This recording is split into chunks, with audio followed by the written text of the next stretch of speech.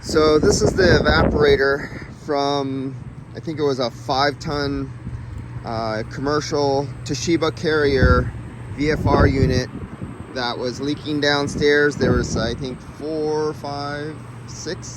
or 6 air handlers downstairs. This was the one. So we finished repairing it, and we also gave it a epoxy coating. There's 2 coats of Modine. What's the name of that stuff? Heat exchanger, coating on here. And this will protect the copper from the air and any chemical exposure. You know how you always get, many times you get leaks right on these bends and where the copper's exposed because of chemicals that are used inside some facilities, or even your housewife is cleaning with everything with like Windex that has ammonia in it. Chlorine compounds attack copper.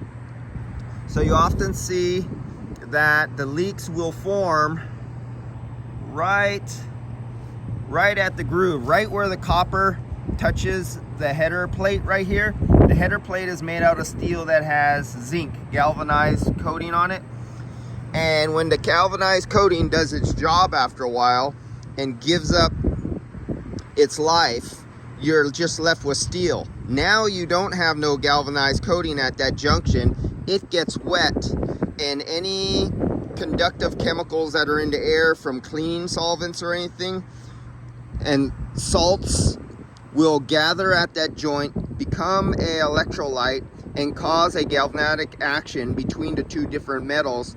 And because the galvanized plating on there is cheap electroplate, it's not old-fashioned hot dip galvanized, it starts corroding right there, and that's where we always get these leaks, right at these joints. So after I cleaned it thoroughly and coated it, I made sure I had extra layers on this part and right down at the junction. I actually sprayed immediately in the junction, just dousing it just at this point, right in here on top of the plate. So it now is not, it's encapsulated. It has no exposure to moisture. It has no exposure to any kind of chemicals in the atmosphere. It is sealed. So you can no longer have that galvanic action where it started rusting and the galvanized has worn away, because the galvanized was doing its job. But on all these coils that are manufactured, they're manufactured with cheap galvanized that's usually electroplating, super thin, basically worthless after a couple years, and so they don't do their job. And that's why you get leaks at those points right where it meets. All right guys, I'll see you later.